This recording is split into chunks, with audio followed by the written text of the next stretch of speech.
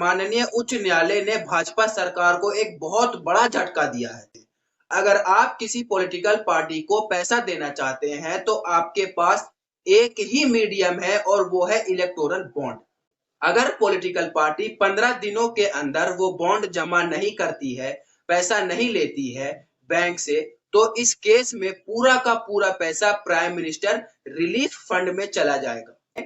ये जो सारी इंफॉर्मेशन है ना कि किसने पैसा दिया और किस पॉलिटिकल पार्टी को पैसा दिया, ये सारी जानकारी सिर्फ और सिर्फ एसबीआई के पास रहती है। स्कीम के तहत शेयर होल्डर को ये पता ही नहीं चल पाता है कि हमारी कंपनी किस किस पॉलिटिकल पार्टी को फंड दे रही है और क्यों दे रही है। तुषार मेहता ने ये बात भी कही थी कि पॉलिटिक्स से ब्लैक मनी खत्म करने के लिए इलेक्टोरल बॉन्ड स्कीम लाई गई है। मैं ये जानना चाह रहा हूं कि क्या पॉलिटिक्स से ब्लैक मनी खत्म हुआ। 2024 का साल चल रहा है। ये साल बहुत महत्वपूर्ण साल है हम सभी के लिए, क्योंकि इसी साल लोकसभा के चुनाव होने वाले हैं और माननीय उच्च न्यायालय ने भाजपा सरकार को एक बहुत बड़ा झटका दिया है और यह साबित किया है कि भारत की आम जनता कोर्ट कचहरी पर भरोसा कर सकती है। माननीय chief justice of India D Y Chandrachud ने यह साबित कर दिया है कि वो अपना काम बहुत अच्छे ढंग से कर रहे हैं, कुछ लोगों की तरह नहीं कि अपने प्रोफेशन का मजाक बनाए हुए हैं। चलिए आज के इस वीडियो में मैं आसान शब्दों में पूरा मामला समझा देता हूं। सुप्रीम कोर्ट ने इलेक्टोरल बॉन्ड को लेकर एक बहुत बड़ा फैसला जजमेंट दिया है। सुप्रीम कोर्ट ने क्या जजमेंट दिया है वो जानने से पहले ये समझ लेते हैं कि इलेक्टोरल बॉन्ड आखिर होता क्या है। चलिए एक उदाहरण की मदद से इलेक्टोरल बॉन्ड को समझ लेते हैं। मान लीजिए कि आपको किसी भी पॉलिटिकल पार्टी को 1 लाख रुपए देना चाहते हैं।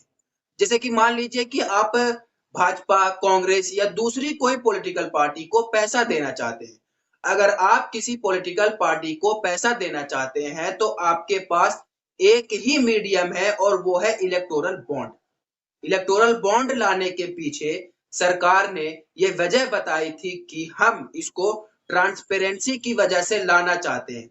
जो भी पैसा पॉलिटिकल पार्टी के पास आए वो बैंक खाते से आए, मतलब कि ब्लैक मनी का पैसा ना आए। ये बात सरकार ने कही थी इलेक्टोरल बॉन्ड इंट्रोड्यूस करते समय। हाँ, तो आपको 1 लाख देना है तो आपको एसबीआई यानी स्टेट बैंक ऑफ इंडिया के ब्रांच में जाना पड़ेगा, किसी और ब्रांच में नहीं। और हाँ, वो भी सिलेक्टेड एसबीआई के ब्रांच जाना पड़ेगा।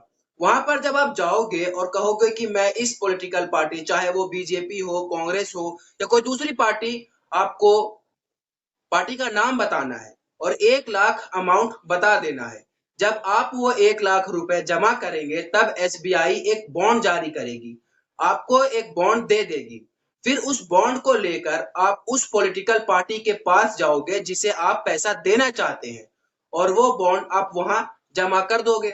जब वो बॉन्ड पॉलिटिकल पार्टी के पास पहुंच जाएगा तो उस पॉलिटिकल पार्टी को 15 दिन के अंदर अंदर उनको ये बॉन्ड सबमिट करना होगा ताकि उन्हें वो पैसा मिल सके। अगर पॉलिटिकल पार्टी 15 दिनों के अंदर वो बॉन्ड जमा नहीं करती है, पैसा नहीं लेती है बैंक से, तो इस केस में पूरा का पूरा पैसा प्राइम मिनिस्टर रिलीफ फंड में चला जाएगा। यहाँ एक जरूरी बात और जान ले, ये जो सारी इंफॉर्मेशन है ना कि किसने पैसा दिया और किस पॉलिटिकल पार्टी को पैसा दिया, ये सारी जानकारी सिर्फ और सिर्फ एसबीआई के पास रहती है। मैं आपको ये भी बता देता हूं कि यहाँ आप मल्टीपल डिनोमिनेशन में पैसा दे सकते हैं, जैसे कि 1000, 10,000, 1 लाख और 1 करोड़। इन्हीं डिनोमिनेशन में बॉन्ड जारी किए जा सकते हैं। अच्छा, ये जो डोनेशन है, पैसा है, आप किन किन पार्टीज को दे सकते हैं। मान लीजिए कि कल आप एक अपनी पॉलिटिकल पार्टी बना लेते हैं और आप सिंगल पर्सन हो उसके अंदर, तो क्या कोई भी आकर आपको 1 लाख का बॉन्ड देकर के चला जाएगा? जी नहीं, ऐसा नहीं है। देखिए, जो political party under section 29A of the representation of the people act 1951 के अंदर रजिस्टर है, उन पॉलिटिकल पार्टी को आप इलेक्टोरल बॉन्ड से डोनेशन दे सकते हैं। यहाँ एक कंडीशन और है, वो ये है कि उस पार्टी को लोकसभा चुनाव या फिर किसी भी राज्य के चुनावों में वहां पर कम से कम 1% वोट मिलना चाहिए, तब जाकर वो पॉलिटिकल पार्टी इलेक्टोरल बॉन्ड से पैसा ले सकते हैं। ये 2 एलिजिबिलिटी क्राइटेरिया है। उम्मीद करता हूं यहां तक आपको सारी चीजें क्लियर हो गई होंगी। इलेक्टोरल बॉन्ड की बात सरकार ने 2017 में करी थी। फाइनेंस मिनिस्टर अरुण जेटली जी ने इलेक्टोरल बॉन्ड की बात करी थी। स्कीम अनाउंस होने के बाद CPIM, common cause and association for democratic reforms ADR ने इसका विरोध भी किया। तो हुआ ये कि ये मामला अब सुप्रीम कोर्ट में चला गया, जिसे chief justice of India D Y Chandrachud ji ने लीड किया। इस मामले की पूरी सुनवाई अक्टूबर 31 से नवंबर 2 तक चली थी। चलिए अब पिटिशनर की बातों पर नजर डाल लेते हैं। एडवोकेट प्रशांत भूषण जो रिप्रेजेंट कर रहे थे कॉमन कॉज एंड एडीआर को, उन्होंने ये आर्गुमेंट दिया कि सिटीजन्स के पास राइट टू इंफॉर्मेशन का हक है। पब्लिक से पॉलिटिकल पार्टी वोट लेती है। पब्लिक को ये जानने का पूरा हक है कि वो ये जान सके कि कौन सी पॉलिटिकल पार्टी किस किस से पैसा लेती है। एडवोकेट प्रशांत भूषण ने ये बात भी कही कि ये जो स्कीम है वो रूलिंग पॉलिटिकल पार्टी को ज्यादा फेवर करेगी। यहाँ पर ये हो ये रहा है कि कॉरपोरेट कंपनीज रूलिंग गवर्नमेंट को ज्यादा डोनेशन देने की कोशिश करेगी ताकि उन्हें सरकार से इनडायरेक्ट वे में ज्यादा बेनिफिट मिल सके, चाहे वो लाइसेंस, गवर्नमेंट कॉन्ट्रैक्ट, लीज या दूसरे तरीके के कामों में। सीनियर एडवोकेट कपिल सिब्बल ने भी बहुत इंपॉर्टेंट बात कही थी। उन्होंने कहा कि companies will fail towards the duties towards share holder. चलिए ये पॉइंट समझा देता हूँ। मान लीजिए एक इंसान किसी भी कंपनी में एक शेयर होल्डर का मालिक है, चाहे वो एक ही शेयर होल्डर का मालिक ही क्यों ना हो, उसे ये जानने का पूरा पूरा हक होना चाहिए कि हमारी कंपनी किसको और कितना कितना पैसा दे रही है। लेकिन हो ये रहा है कि इस स्कीम के तहत शेयर होल्डर को ये पता ही नहीं चल पाता है कि हमारी कंपनी किस किस पॉलिटिकल पार्टी को फंड दे रही है और क्यों दे रही है।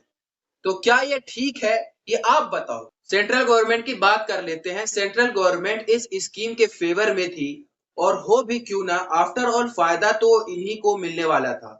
सॉलिसिटर जनरल तुषार मेहता ने कहा कि ये जो स्कीम लाई गई है ये एनोनिमस रखने के लिए नहीं बल्कि कॉन्फिडेंशियल रखने के लिए लाया गया है। तुषार मेहता ने ये बात भी कही थी कि पॉलिटिक्स से ब्लैक मनी खत्म करने के लिए इलेक्टोरल बॉन्ड स्कीम लाई गई है। मैं ये जानना चाह रहा हूं कि क्या पॉलिटिक्स से ब्लैक मनी खत्म हुआ? अगर हुआ है तो आप भी बता देना। सेंट्रल गवर्नमेंट ने एक बात और कही थी कि अगर इलेक्टोरल बॉन्ड से कोई दिक्कत है तो हमें उसमें सुधार करना चाहिए, इसे बिल्कुल खत्म नहीं करना चाहिए। और पता है सेंट्रल गवर्नमेंट ऐसी बात क्यों कर रही है? क्योंकि वो ये अच्छे ढंग से जानते हैं कि फायदा तो हमें ही होने वाला है। फिर आते हैं सुप्रीम कोर्ट और कहते हैं कि अच्छा रुको भाई, अभी मैं यही हूं। सुप्रीम कोर्ट ने कहा कि ये अनकॉन्स्टिट्यूशनल है, it violates the right to information of citizen. Supreme court ने कहा कि कोई भी कंपनी अगर किसी भी पॉलिटिकल पार्टी को पैसा देती है तो हो सकता है कि वो रूलिंग पार्टी से फेवर लेने के लिए पैसा दे रही हो। पॉलिटिकल पार्टी को पैसा देकर कंपनीज पॉलिटिकल प्रोसेस को इन्फ्लुएंस करना चाहती है। सुप्रीम कोर्ट ने कहा कि सेक्शन 182 कंपनीज एक्ट को अमेंड करके बहुत गलत किया। सरकार ने इसे अमेंड करके ये कर दिया कि कोई भी कंपनी चाहे वो लॉस में ही क्यों ना हो वो भी कंट्रीब्यूट कर सकती है। उम्मीद करता हूं यहां तक चीजें समझ में आई होगी। सुप्रीम कोर्ट ने एसबीआई को क्या कहा है उस पर नजर डाल लेते हैं। सुप्रीम कोर्ट ने स्टेट बैंक ऑफ इंडिया को कहा है कि आपको इसके बारे में जितनी भी जानकारी है वो पब्लिक में रखनी होगी। एसबीआई को 6 मार्च तक का समय दिया गया है। वो सारी जानकारी 2019 से लेकर अभी तक की जितनी भी जानकारी है इलेक्टोरल बॉन्ड को लेकर, सारी जानकारी इलेक्शन कमीशन को 6 मार्च तक सबमिट करें और फिर इलेक्शन कमीशन उसके 1 हफ्ते के अंदर अंदर पब्लिक के सामने रख दे। इलेक्टोरल बॉन्ड से सबसे ज्यादा फायदा भाजपा को हुआ है और यही वजह है कि बीजेपी सुप्रीम कोर्ट के इस फैसले को हजम नहीं कर पा रही है और उनकी मीडिया इसकी बात नहीं कर रही है। कोई बात नहीं, मैं कर रहा हूं ना, आप मेरे चैनल को सब्सक्राइब कर लें और मुझे सपोर्ट करें।